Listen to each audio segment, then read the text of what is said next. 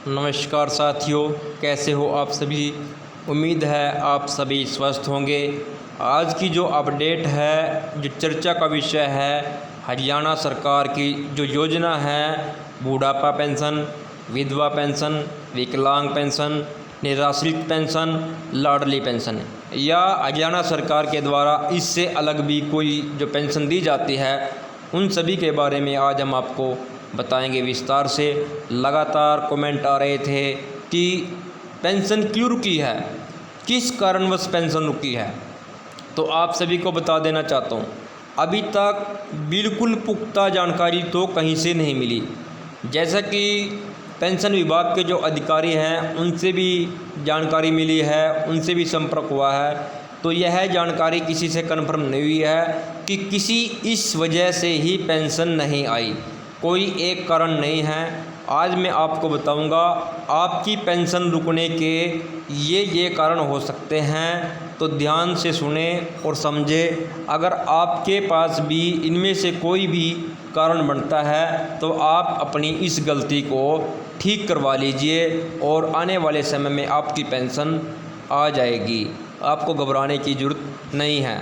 सबसे पहले तो मैं आप सभी को बता देना चाहता हूँ, पेंशन रूल अब जो है वो फैमिली आईडी के हिसाब से है। जिनकी पारिवारिक आय 2 लाख रुपए से कम है उनकी पेंशन भविष्य में आएगी। दूसरा मैं आप सभी को बता देना चाहता हूँ, एक मैटर और है।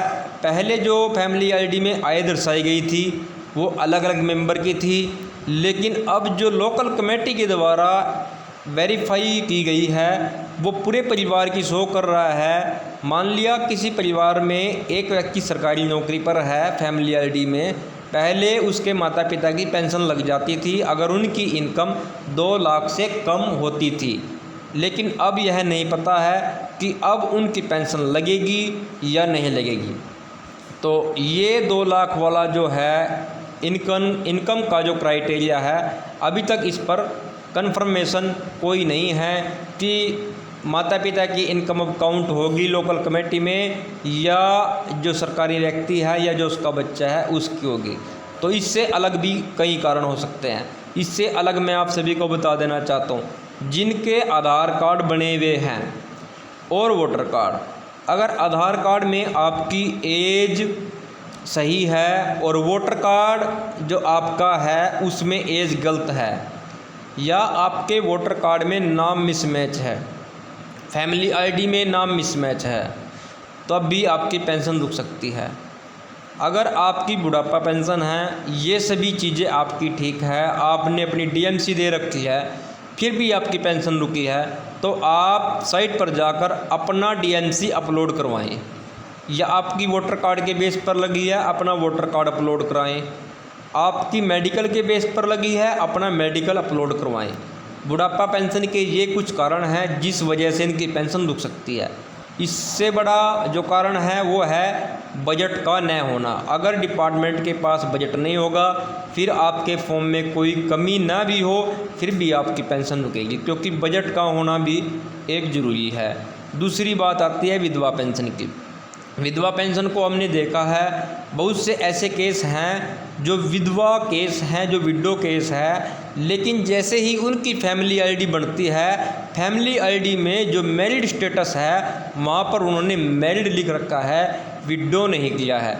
तो इनकी तो पेंशन इस वजह से रुकी हुई है और भविष्य में कटेगी भी है, ये कन्फर्म है। क्योंकि बुढ़ापा पेंशन में ऐसा कोई इशू नहीं है, लेकिन विधवा पेंशन में ऐसे इशू पाए गए हैं। और मैंने भी देखा है एक कैंडिडेट की फैमिली आईडी को, उसमें मैरिड और मैरिड के बाद जो है उसका विधवा आना चाहिए था, विडो आना चाहिए था, उसने विडो नहीं सिलेक्ट किया हुआ है। तो इसका मतलब ये है कि जब उसका हस्बैंड है तो उसकी विधवा पेंशन किस प्रकार से लगी।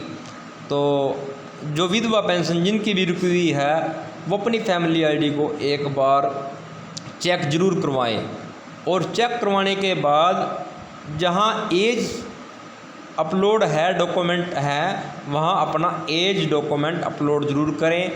बैंक की पासबुक, अपना अकाउंट नंबर आप सभी वेरीफाई करें। बैंक अकाउंट नंबर सभी के लिए अनिवार्य कर दिया गया है। विधवा, विकलांग, जितनी भी प्रकार की पेंशन सरकार के द्वारा दी जाती है। अब विकलांग पेंशन की बात आती है। विकलांग पेंशन में भी यही है कि अगर आपका यस हुआ है फिर तो आपकी पेंशन नहीं रुकेगी। अगर आपने फैमिली आईडी में नो कर दिया है तो आपकी पेंशन रुकेगी ही रुकेगी। कन्फर्मेशन है कि आपकी पेंशन रुकेगी। तो विकलांग पेंशन वाले भी ध्यान से सुन लीजिए, जो भी हैंडीकैप पेंशन ले रहे हैं। अगर आपने अपनी फैमिली आईडी में दिव्यांग के आगे यस नहीं किया, अपना मेडिकल प्रमाण पत्र अपलोड नहीं किया, तो आपकी पेंशन कट जाएगी। और एक बार पेंशन कट गई तो दोबारा लगना बहुत मुश्किल है। अब बात आती है निराश्रित पेंशन की। निराश्रित पेंशन क्यों रुकी है? निराश्रित पेंशन सिर्फ उन बच्चों की रुकी हुई है जिनकी माता की फैमिली आईडी में विडो की जगह मैरिड लिखा हुआ है, विडो शो नहीं हो रहा है। क्योंकि जब पेंशन, निराश्रित पेंशन तब मिलती है, एफएडीसी जिसको बोला जाता है, जब किसी बच्चे के पिता नहीं होते या माता पिता दोनों नहीं होते। तो इनकी भी फैमिली आईडी इसी वजह से इनकी पेंशन भी रुकी हुई है।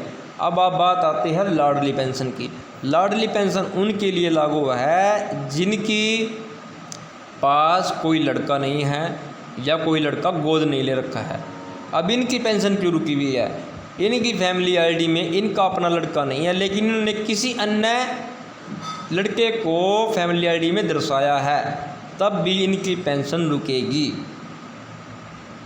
ये कुछ छोटी छोटी गलतियां हैं, ये अपनी गलतियां ठीक करवाएं, उसके बाद आपकी सारी गलतियां ठीक हो जाएंगी।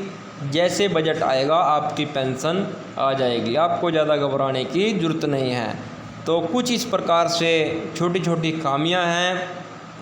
लगातार जैसे जैसे इन लोगों को खामियों का पता लग रहा है, ये दुरुस्त करवा भी रहे हैं। और जब से फैमिली आईडी बनी है, लेकिन उस समय हमारा चैनल नहीं था, लेकिन जितने भी कैंडिडेट हमारे पास आए, हम उस पहले दिन से बोल रहे हैं कि फैमिली आईडी एक बहुत बड़ा डॉक्यूमेंट बनेगा। इसमें आप बिल्कुल सही जानकारी डलवाएं, बिल्कुल सटीक जानकारी डलवाएं। क्योंकि शुरू में जब आधार कार्ड बनाया गया था तब लोगों को ऐसे ही अपने आधार कार्ड बनवा लिए थे। हमने बार बार लोगों को बताया, जागरूक किया कि आप इसको हल्के में मत ले। उस समय बहुत से ऐसे कैंडिडेट हमने देखे हैं जिन्होंने अपनी वार्षिक आय 5-5 लाख रुपए तक डलवा दी। एक्चुअल में उनकी वार्षिक आय 1 लाख और 1.5 लाख ही बनती थी। अब वो हरियाणा सरकार की सभी स्कीमों से बाहर हो गए हैं अपने आप। तो ये कुछ आज की महत्वपूर्ण अपडेट थी। आपको अपडेट कैसी लगी? अच्छी लगी वीडियो को लाइक करें, शेयर करें, कमेंट करें। और आपका अगर कोई प्रश्न बनता है उसके बाद भी तो आप मुझे पूछ सकते हैं। हमारे व्हाट्सएप ग्रुप के साथ ज़रूर जुड़ें।